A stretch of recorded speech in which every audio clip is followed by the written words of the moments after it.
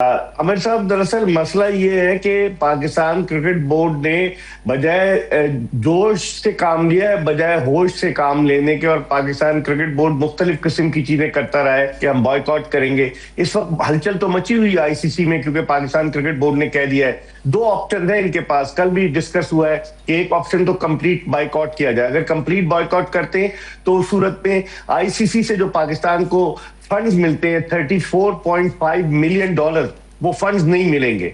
और अगर बॉयकॉट करते नहीं है और खेलते हैं जाकर, और उस सूरत में वो भारत के खिलाफ मैच का बॉयकॉट करते हैं तो उस पे कोई, और अपनी हुकूमत की हिदायत देते हैं तो उस पे कोई फर्क नहीं पड़ेगा।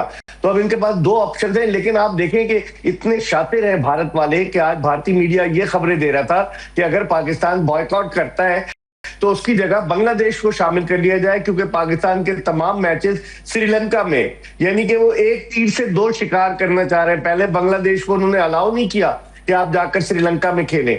तो इस वक्त सियासत बहुत ज्यादा सरायत कर गई है क्रिकेट में। जब से भारतीय क्रिकेट बोर्ड पर कंट्रोल हुआ है भारतीय जनता पार्टी से ताल्लुक रखने वाले जय शाह का, और उसके बाद से सियासत बहुत ज्यादा आ गई। और फिर दूसरे आमिर साहब, पैसा 80% रेवेन्यू जो है वो भारत से आता है, और भारत को अपने पैसे पर बड़ा जोम है। दुनिया के 3 ममालिक सबसे ज्यादा पैसा लेते हैं, भारत, उसके बाद ऑस्ट्रेलिया और इंग्लैंड। पाकिस्तान चौथे नंबर पर आता है, 5% पाकिस्तान को शेयर मिलता है। तो उस लिहाज से अगर देखा जाए तो भारत पैसे के जोम में, उसने जो बोर्ड के 16 मेंबरान थे उनमें से 14 को मिला दिया। अब उन्होंने इस बात के हक में फैसला किया कि जनाब श्रीलंका इनको शिफ्ट ना किया जाए बांग्लादेश को, इनके मैचेस भारत में कराए जाए। तो आप इससे मोनोपोली भारत की इजारादारी को आप अंदाजा लगा सकते हैं। जो आईसीसी का चेयरमैन है वो भारतीय है, आईसीसी का चीफ एग्जीक्यूटिव है वो भारतीय है, आईसीसी का डायरेक्टर मीडिया वो भारतीय है। बेशुमार भारतीय लोग आईसीसी में आ चुके हैं, इसीलिए लोग इसे इंटरनेशनल क्रिकेट काउंसिल के बजाय इंडियन क्रिकेट काउंसिल कहते हैं। ये आपने बड़ी खबर दी है, और कि अगर हम बाइकआउट करते हैं तो वो हमारे स्लॉट्स जो हैं श्रीलंका के अंदर बांग्लादेश को देख के मजीद वो अपना सफारती मामला भी तय कर लेंगे और उनको और हमें भी मुश्किल में डाल देंगे। कैसे बेग साहब ये मोनोपोली जो इनकी तोड़ी जाए कि इस वक्त जो दुनिया के वेस्टर्न मुल्क है, ऑस्ट्रेलिया, इंग्लैंड, साउथ अफ्रीका, कोई नहीं बोलता। फिर इवन के कमेंटेटर्स, इंटरनेशनल कमेंटेटर्स, उनके भी कारोबारी मरासिम हैं, फॉर्मर क्रिकेटर्स के भी कारोबारी मरासिम जुड़े हैं इंडिया के साथ। तो हमें क्या क्या इसको असिस्ट कैसे करें, मज़ामत कैसे करें? देखिए आमिर साहब, इसके कसूरवार खुद पाकिस्तान क्रिकेट बोर्ड है कि हमने लॉबी नहीं बनाई, हम अलग थलग रहे। बजाय इसके कि हम आईसीसी में इनरोड करते, आईसीसी के ममालिक को अपने साथ मिलाने की कोशिश करते। आपने सिर्फ एक बांग्लादेश को इसलिए मिला लिया कि बांग्लादेश के सियासी हालात तब्दील हो गए, हसीना वाजिद भाग गई बांग्लादेश छोड़कर, और वहां पर जो रिजीम आया, अभी तो इंटरम गवर्नमेंट है, 12 को उनके इलेक्शन हो रहे हैं, 12 फरवरी को। तो जो रिजीम आया उस रिजीम का टिल्ट जो है पाकिस्तान की तरफ है, जिसकी वजह से भारत अपने उसके पेट में बड़ा मरोड़ है, क्योंकि वो कहते हैं 1971 में ये बेबी इनका है बांग्लादेश, और वो इस वजह से परेशान है कि बांग्लादेश के साथ पाकिस्तान क्यों खड़ा हो गया है। और एक और आपको मैं खबर दूं कि भारत के आप मुतासिबाना रवैये का अंदाजा इस बात से लगाएं आमिर साहब कि उन्होंने तकरीबन 100 के करीब बांग्लादेशी जर्नलिस्ट और टीवी चैनल से ताल्लुक रखने वाले लोगों ने वीजे अप्लाई किए थे भारत के, कि मैचेस, वर्ल्ड कप के मैचेस जो भारत में हो रहे हैं, उन्होंने उनको अब तक वीजे नहीं दिए। इससे पहले भारत पाकिस्तानी निजात क्रिकेटर्स को वीजे नहीं दे रहा था। तकरीबन 42 खिलाड़ी और ऑफिशियल सबको मिलाकर ऐसे लोग थे जो पाकिस्तान में पैदा हुए या वहां पले बड़े, पाकिस्तान से बाहर जाकर, उनको वीजे नहीं दे रहा था। जब प्रेशर पड़ा भारत पर तो उन्होंने उनको वीजे इशू किए। लेकिन जिस तरीके का सिनारियो क्रिएट हुआ है, इसमें भारत की बड़ी जगहसाई, बड़ी बदनामी हो रही है। और इस जिंक्स को कैसे तोड़ेंगे? लॉबीज बनाकर तोड़ेंगे। अब आप देखें, ओमान जैसा मुल्क भी उनके साथ मिल गया है, यूएई भी मिल गया है। मैं तो हैरान होता हूं। और पाकिस्तान और बांग्लादेश एक तरफ है, अफगानिस्तान, उसके अलावा श्रीलंका, भारत, एशिया के 3 ममालिक एक साथ हो गए। और गोरे तो अलग ही हैं, England, Australia, New Zealand, south Africa. तो इसके लिए हमें एक वाज़े स्ट्रैटेजी बनानी पड़ेगी आइंदा आने वाले दिनों में भारत को चैलेंज कर सके। हमारा ऑफ कोर्स जो है उनकी रिसोर्सेज आईपीएल की और इंडिया की बहुत ज़्यादा हैं, मगर पाकिस्तान की 25 करोड़ आबादी है, जो आई बॉल्स बांग्लादेश के भी 15-18 करोड़ लोग हैं, श्रीलंका मिल जाता है, 3 क्रिकेटिंग पावर्स जो कि मेजर 8 के टॉप 8 में आती हैं।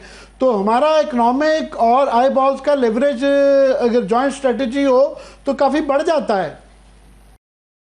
जी, आपने बिल्कुल सही कहा आमिर साहब। अब यही वजह है कि बांग्लादेश ने आईपीएल जब होगी, इंडियन प्रीमियर लीग, उसके मैचेस बांग्लादेश में दिखाने पर पाबंदी आयद कर दी है कि नहीं दिखाएंगे, ताकि जो आई बॉल्स हैं, जो बहुत सारे उनके स्पॉन्सर्स हैं, उनको मसला हो। लेकिन इस वक्त सबसे बड़ा मसला हमारे सामने ये वर्ल्ड कप का है, T20 वर्ल्ड कप का। ब्रॉडकास्टर जो है वो ये आईसीसी से जब वो कॉन्ट्रैक्ट लिया उन्होंने, तो ये शर्त आयद की कि पाकिस्तान और भारत एक ही ग्रुप में होंगे, ताकि एटलीस्ट एक मैच हो और फिर उसके बाद आगे मैचेस हो। जिस तरह आपने एशिया कप में देखा, 3 मैचेस हुए पाकिस्तान भारत के फाइनल समेत। तो अब अगर पाकिस्तान भारत के खिलाफ नहीं खेलता, बॉयकॉट करता है, तो कितना ज्यादा फाइनेंशियल लॉस होगा ब्रॉडकास्टर्स को जिन्होंने राइट्स खरीदे। और इस सूरत में जो उन्होंने कॉन्ट्रैक्ट साइन किया है, इस सूरत में वो आईसीसी को लीगली सू भी कर सकते हैं, उनको अदालत में भी ले जा सकते हैं। तो सारे प्रॉन्स एंड कॉन्स जो है ना, वो आईसीसी सोच रही है। पाकिस्तान के इस वक्त गेंद पाकिस्तान ने आईसीसी के कोर्ट में फेंक दी है और पाकिस्तान ने बड़ा जी अच्छा कार्ड खेला है। लेकिन मेरे ख्याल में जो मेरी छठीस कह रही है, जी रबिया जी, मीर साहब ये भी बताइएगा कि जिस तरह से हमने देखा है कि भारत ने पॉलिटिसाइज किया है क्रिकेट को, कभी हाथ ना मिलाने का मसला, और जिस तरह से अभी ये बांग्लादेश के ऊपर आईसीसी ने जो रोल प्ले किया है, तो how is world responding to this behaviour? क्योंकि क्रिकेट को हमेशा से एक हेल्दी एक्टिविटी के तौर पे देखा जाता है, it's a great source of entertainment और पूरी दुनिया में इसकी पजीराई है। तो किस तरह से लोग रिस्पॉन्ड कर रहे हैं, अदर देन आईसीसी, एक बॉडी के अलावा जो वर्ल्ड है वो क्या रिस्पॉन्स दे रहा है टुवर्ड्स दिस बिहेवियर जो ये इंडिया का है? देखिए रबिया, दुनिया भर में यकीनन भारत पर लान तान तो हो रही है, लेकिन उस पर कोई असर नहीं होता, इसलिए कि क्रिकेट प्लेइंग नेशंस और खासतौर पर जो आईसीसी के बोर्ड मेंबर्स हैं वो भारत के साथ है, इसलिए वो जो चाहता है कर रहा है, कोई पूछने वाला नहीं। अब 2030 के कॉमनवेल्थ गेम्स की मेजबानी उसे करना है, तो उसमें तो तमाम खेल आएंगे और उस वक्त उसका एक टेस्टिंग टाइम होगा। फिर भारत 2034 के ओलंपिक गेम्स की मेजबानी के लिए जा रहा है, और ओलंपिक्स में तो किसी किस्म की कोई सियासी मदाखलत इंटरनेशनल ओलंपिक्स कमेटी बर्दाश्त नहीं करती। तो भारत को ये सारी चीजें हैं, लेकिन ये लोग जो कि पैसे की वजह से ये नहीं बोल रहे ना, जो बोर्ड में है, आईसीसी के बोर्ड में वो ममालिक, भारत उनको पैसा बहुत ज्यादा देता है, जिसकी वजह से लोग तो कह रहे हैं, लोग लान तान कर रहे हैं, लेकिन किसी के कानों पर जू नहीं रेंग रही। भारत का तो अपना काम चल रहा है ना आईसीसी बोर्ड मेंबर्स की हिमायत की वजह से। ये सफारती मामला भी बहुत अहम हो गए हैं कि हम पार्टिसिपेट करते हैं कि नहीं करते हैं, और अल्टीमेटली सबसे इम्पॉर्टेंट चीज़ होगी हमारी वहाँ पे वर्ल्ड कप के अंदर परफॉर्मेंस। अगर वो अच्छी रहेगी तो ये तमाम गलत सही फैसले इग्नोर हो जाएंगे, वरना हर इशू जो है बहुत बड़ा इशू बनेगा। मैं आपके तबसरे सुन रहा हूँ कुछ दिनों से क्रिकेट की जो सिलेक्शन टीम की गई है उसके मुतालिक कि काफ़ी सारे आपने बड़े अहम नुक्ते उठाए हैं। मैं चाहूँगा आप अपनी ज़रा क्रिटिक हमें ज़रा हमारे से भी शेयर करें कि सिलेक्शन में क्या अच्छाइयाँ बुराइयाँ रही हैं। देखिए आमिर साहब, जो एक तो सबसे बड़ी बात यह है कि जिस सिलेक्शन कमेटी का कोई चेयरमैन ही ना हो, कोई अकाउंटेबिलिटी कबूल ना करे, ये सिलेक्शन कमेटी बगैर चीफ सिलेक्टर के है। आपको मेरी आवाज आ रही है आमिर साहब? जी बिल्कुल आ रही।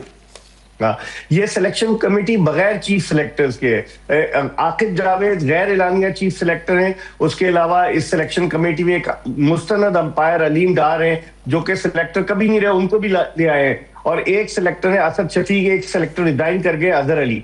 तो जिस सिलेक्शन कमेटी का इजलास ना हो, आर्गूमेंट्स ना हो खिलाड़ियों के सिलेक्शन के हवाले से, वो सिलेक्शन कमेटी तो उसको तो अगर आप रबर स्टैम्प कहें तो भेजा ना होगा। लेकिन अब इस सिलेक्शन कमेटी ने जो टीम मुंतखब की आमिर साहब, ये टीम आकिब जावेद, माइक हसन जो कोच है और कप्तान सलमान अली आगा ने मिलकर मुंतखब की है। दोहरा मयार है सिलेक्शन कमेटी का। एक तरफ आप बाबर आजम को, जिसने 202 रन बनाए, बीबीएल में फ्लॉप हुए, उनको आप टीम में ले आते हैं। दूसरी तरफ हारिस रऊफ को, जिसने बिग बैश लीग में सबसे ज्यादा 20 विकेटें हासिल की, उसको आप इग्नोर कर देते हैं। इस टीम में कोई रेगुलर विकेट कीपर नहीं है। जो विकेट कीपर है उस्मान खान, वो पार्ट टाइम विकेट कीपर है, उसने कभी इतनी ज्यादा कीपिंग की नहीं। और एक और विकेट कीपर उन्होंने रखा है ख्वाजा नाफे को, उसके आगे भी विकेट कीपर लिख दिया है। इस टीम में कोई मिडिल ऑर्डर बैट्समैन सिवाय सलमान अली आगा के कोई नहीं है। इस टीम में ओपनर्स की भरमार है। और इसके अलावा इस टीम में इन्होंने 4 स्पिनर्स, मुस्तनद स्पिनर्स लिए हैं। अबरार अहमद हैं, शादाब खान है, उनके अलावा मोहम्मद नवाज है, उस्मान तारिक है, और फिर साइम अयूब भी बॉलिंग कर लेते हैं, आगा सलमान भी कर लेते हैं। तो स्पिन डिपार्टमेंट तो आपका अच्छा है, लेकिन बैटिंग में आपको वल्नरेबल बैटिंग नजर आ रही है। और जो आपने पहले सवाल किया था, सिर्फ मैं उसका एक जवाब दूंगा कि हाइब्रिड मॉडल पर पाकिस्तान जाकर खेल रहा है ना श्रीलंका में पाकिस्तान, और ये लिखा हुआ है ड्रॉज जो निकाले गए कि अगर पाकिस्तान फाइनल में पहुंचता है तो उस सूरत में फाइनल मैच बजाय नरेंद्र मोदी स्टेडियम अहमदाबाद के कोलंबो में होगा। तो पाकिस्तान के लिए मौका है कि पाकिस्तान उनको अगर जवाब देना चाहता है अपनी परफॉर्मेंस के जरिए, जिस तरह आपने कहा, जवाब दे के फाइनल अगर यहां तक ले आता है पाकिस्तान, तो इससे बड़ी जीत और क्या हो सकती है। लोग चीजें भूल जाते हैं, बाकी अगर वहां पे परफॉर्मेंस अच्छी होती हो। एक और जो आपने कहा कि हारिस को नहीं डाला गया, लोग कह रहे हैं कि उसकी वजह से फिर अब शाहीन आफरीदी के ऊपर भी प्रेशर ज्यादा आएगा जब जोड़ी नहीं बनेगी। बिल्कुल आपने दुरुस्त कहा, नसीम शाह को रखा गया हारिस रऊफ की जगह। नसीम शाह की फिटनेस पर क्वेश्चन मार्क है, वो जब से उसका कैरियर शुरू हुआ है इन और आउट फिटनेस का प्रॉब्लम रहा है। लेकिन आपने बिल्कुल सही कहा, और ये कहते हैं कि जी पुरानी गेंद करने वाला जो है ना हारिस रऊफ के अलावा और कौन है इनके पास, उससे तो नई गेंद तो नहीं कराएंगे। नई गेंद ये सलमान मिर्जा से या शाहीन आफरीदी से कराएंगे, जिसका रिकॉर्ड है कि उसने 24 मरतबा पहले ओवर में विकेट ली है। लेकिन अब ये जिनको एहसास होगा इस बात का, लेकिन ये भी सोच रहे हैं आमिर साहब कि श्रीलंका की विकेटें जो है वो स्पिनर्स फ्रेंडली विकेटें हैं, और उन विकेट्स पर फास्ट बॉलर्स के बजाय स्पिनर ज्यादा काम करेंगे। यही वजह है कि इन्होंने 4 स्पिनर्स 15 रुकनी स्क्वाड में स्पेशलिस्ट स्पिनर शामिल किए हैं।